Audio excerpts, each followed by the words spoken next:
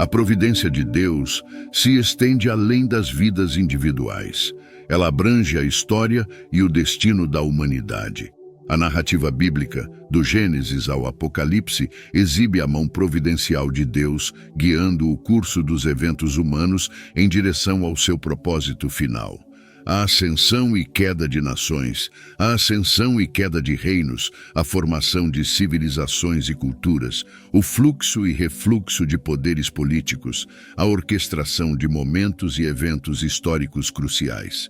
O desdobrar dos eventos históricos e até os menores detalhes de nossas vidas são todos intrincadamente tecidos pela mão providencial de Deus. A história não é meramente uma série de eventos aleatórios sem razão. Ao contrário, segue uma direção e propósito claros, semelhante a uma história bem planejada com um começo e um fim. Somos como atores em um palco, desempenhando nossos papéis em uma narrativa muito mais grandiosa do que nossas histórias individuais. Cada passo, cada movimento é significativo. Todos estão movendo a história ao longo de um caminho singular, desde sua concepção até sua conclusão. Cada nascimento e morte, cada nascer e pôr do sol, cada guerra e rumor de guerra, cada desastre natural e surto de doença estão impulsionando a história de seu começo em direção ao seu fim. Os eventos mundiais que se desenrolam ao nosso redor não são caóticos ou aleatórios. Em vez disso, estão seguindo uma trajetória específica estabelecida pelo Deus Todo-Poderoso. Isso é evidente no livro do Apocalipse, nos guiando enquanto avançamos em direção à sua realização. Ao longo dessa jornada, lembre-se de que a soberania de Deus sempre prevalecerá. Nestes tempos em que nos encontramos em meio ao tumulto das nações, se levantando contra nações e reinos contra reinos, em meio às fomes e terremotos em vários lugares, há uma verdade inabalável que deve ancorar nossas almas. Deus é soberano. Sua soberania não é um conceito fugaz, confinado às páginas da história ou à serenidade dos tempos de paz. É uma realidade que permanece inabalada, mesmo nos últimos dias, mesmo enquanto avançamos em direção à realização do livro do Apocalipse. Considere a soberania de Deus como um trono imutável em meio às areias movediças dos eventos terrenos. É uma constante, um farol de esperança e garantia. A soberania de Deus nos diz que Ele não é um mero observador nos assuntos dos homens. Ele é o autor e consumador de nossa fé, o diretor da grande narrativa da história.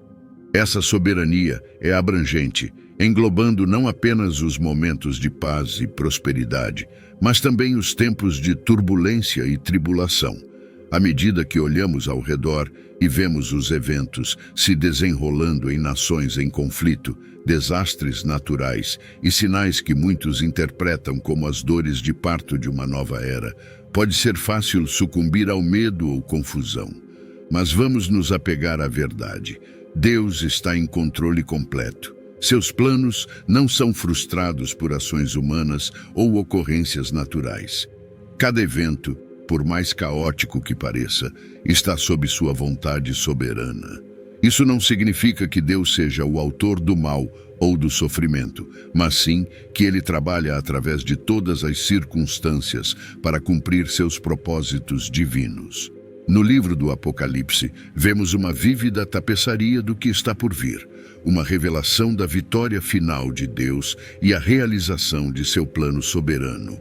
Este livro não é apenas uma profecia, é uma promessa de que a soberania de Deus perdura mesmo nos tempos mais desafiadores. Ela nos tranquiliza que, apesar das convulsões e provações, o reinado de Deus permanece incontestável. Como crentes, nossa resposta a essa verdade é dupla. Primeiramente, somos chamados a confiar. Confiar na soberania de Deus significa descansar na garantia de que Ele está trabalhando, mesmo quando sua mão não é imediatamente visível. Em segundo lugar, somos chamados a esperar. Em um mundo que muitas vezes parece fora de controle, nossa esperança está ancorada na verdade inabalável do poder soberano de Deus. Agora, vamos nos concentrar nos 4 anjos nos 4 cantos da terra. Os 4 anjos nos 4 cantos da terra, Apocalipse 7, é um dos capítulos parênteses no livro do Apocalipse. Parêntese sendo a visão de um assunto sem avançar a ordem dos eventos. Em termos simples, um capítulo parêntese é uma pausa na sequência de eventos antes que eles continuem novamente. Há um padrão claro dentro do livro do Apocalipse. O livro do Apocalipse move-se cronologicamente através dos diferentes eventos que expressam a ira de Deus. Os 7 selos de Deus, as 7 trombetas e as 7 taças da ira de Deus. Apocalipse 7 é um capítulo parêntese colocado entre os 7 selos de Deus, entre o 6º e o 7º selo, em Apocalipse 6. Os primeiros 6 selos são abertos, trazendo os 4 cavaleiros do Apocalipse para a terra e outras calamidades. E no último versículo, uma pergunta é feita que abre a porta para o tópico deste capítulo parêntese que examinaremos hoje. Apocalipse 6, verso 17. Pois o grande dia da sua ira chegou, e quem poderá resistir?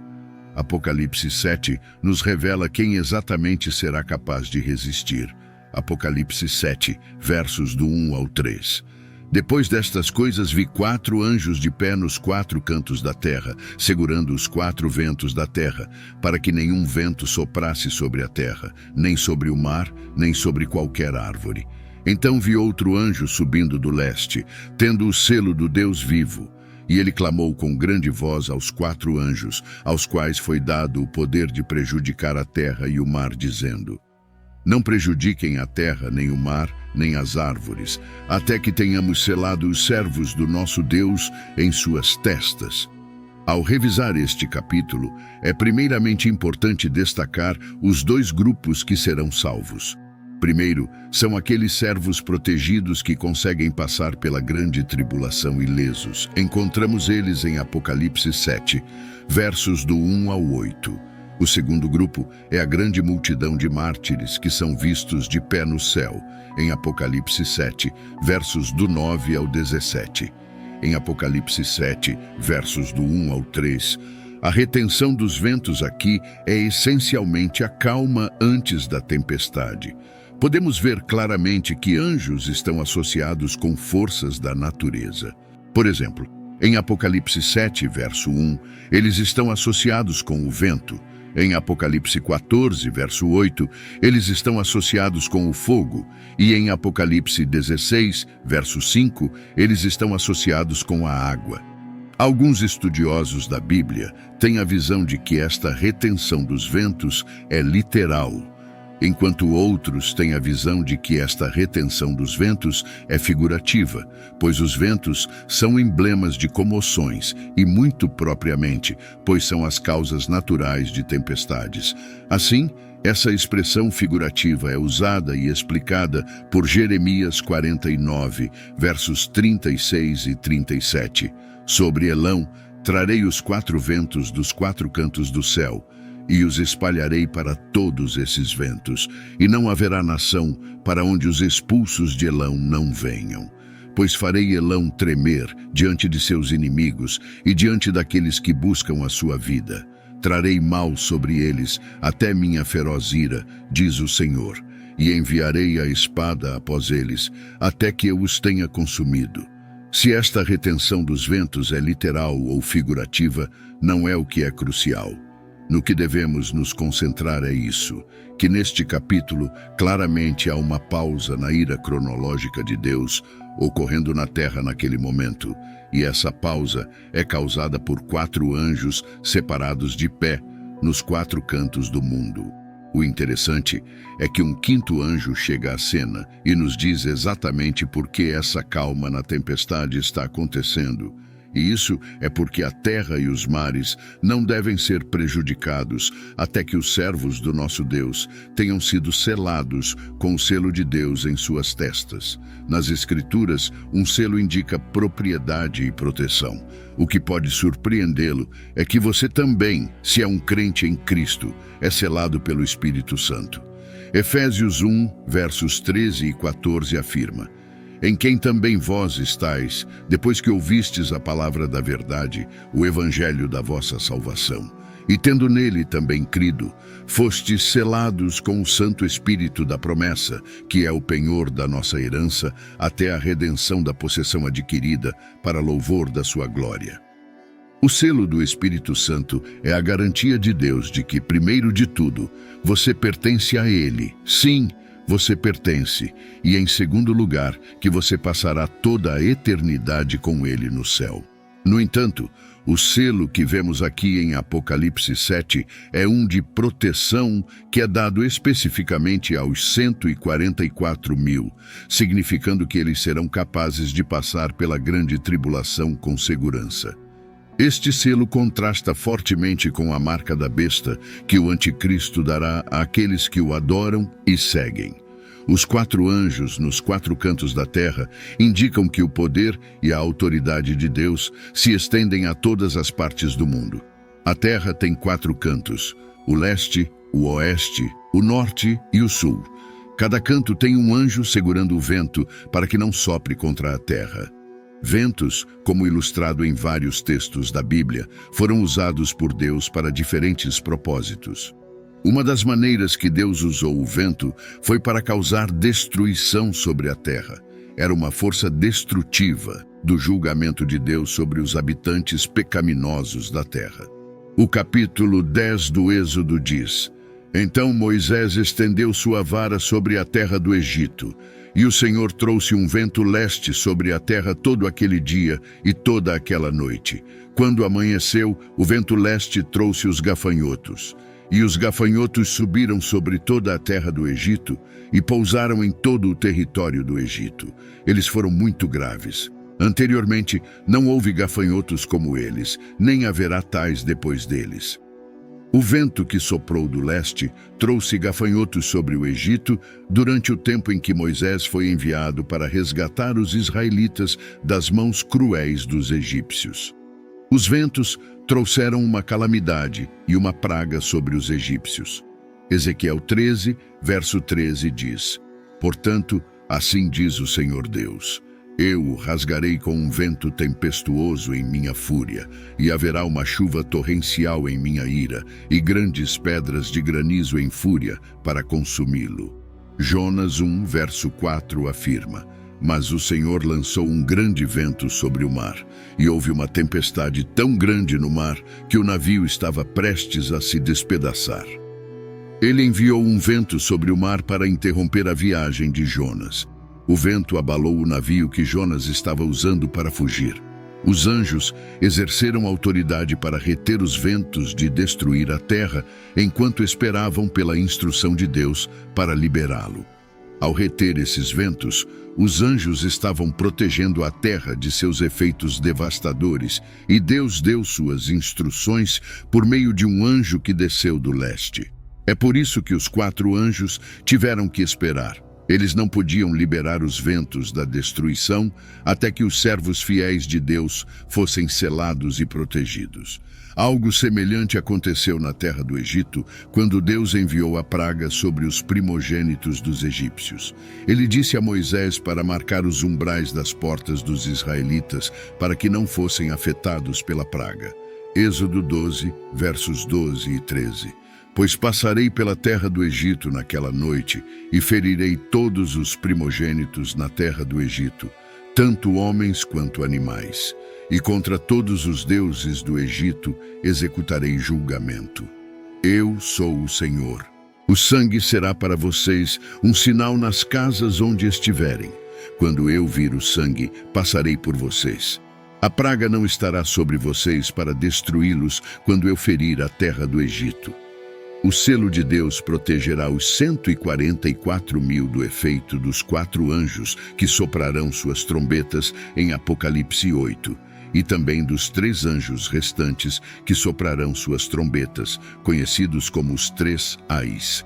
Então, o que podemos aprender com isso? Primeiro, Deus está no controle. Nada surpreende Deus, nada pega Deus desprevenido. Deus é soberano, completamente soberano. Ele tem direito a tudo em todos os lugares ao mesmo tempo. Ele dá e tira a vida. Esse aspecto de tirar a vida é algo com o qual muitos cristãos lutam. No entanto, a verdade é que Deus dá a vida e Ele é quem a tira. Infelizmente, os cristãos muitas vezes têm o hábito de atribuir eventos bons à soberania de Deus, enquanto culpam os eventos ruins ao diabo. Como resultado, atribuímos inadvertidamente igual poder ao Deus Todo-Poderoso e a um diabo maligno. Lúcifer só pode ir até certo ponto. Ele só pode fazer o que Deus permite e lhe permite fazer. Deus é soberano e está no controle. Os 4 anjos no livro do Apocalipse nos revelam que, em qualquer situação e em qualquer lugar do universo, Deus está no controle e é soberano. No entanto, os cristãos muitas vezes lutam com o conceito da soberania de Deus diante da morte. Ainda assim, mesmo na morte, Deus é soberano. Ninguém deixa esta terra antes do tempo designado por Deus para eles. Os meios que Deus escolhe para remover as pessoas desta terra, seja através de uma longa batalha com doenças ou pela súbita de um acidente de estrada, mesmo morrendo nas mãos de inimigos, a soberania de Deus permanece verdadeira. E esses são todos os métodos que Deus pode escolher para levar sua criação para casa. Baseando-se na compreensão profunda da soberania de Deus, particularmente no contexto da vida e morte, devemos também nos aprofundar. No conceito da providência de Deus, isso também é um aspecto desafiador, mas essencial da fé, especialmente para os cristãos que buscam uma compreensão mais profunda dos trabalhos de Deus no mundo. Providência refere-se ao envolvimento contínuo de Deus na criação e direção de todas as coisas. É a maneira como Deus orquestra tudo para cumprir seu propósito. Isso significa que Deus não só tem poder sobre a vida e a morte, como discutido anteriormente, mas Ele também guia e sustenta o universo e nossas vidas dentro dele. Esta providência divina não é uma força distante e impessoal. É um envolvimento íntimo em cada aspecto da criação, da grande escala do universo à minúcia de nossas vidas diárias. Quando consideramos a soberania de Deus no contexto da providência, entendemos que nada está fora de sua influência ou cuidado. Isso inclui as alegrias e provações que experimentamos. A beleza da providência reside na garantia de que os propósitos de Deus são sempre para o bem, mesmo quando enfrentamos desafios ou tragédias.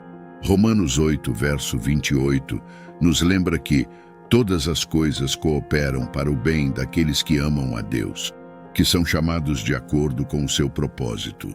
Este é um testemunho do cuidado providencial de Deus, garantindo que até mesmo as situações mais desafiadoras podem ser tecidas no maior tapeçaria de seu plano divino.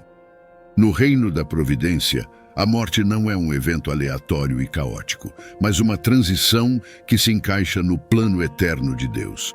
A morte não é aleatória para Deus, seja uma vida que termina após uma longa doença, um acidente abrupto ou mesmo nas mãos de adversários.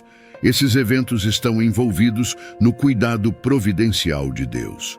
Compreender isso pode ser difícil, especialmente quando o luto e a perda turvam nossa perspectiva. No entanto, a fé na providência de Deus oferece conforto e esperança, assegurando-nos que nossas vidas e nossas mortes estão nas mãos de um Criador amoroso e proposital.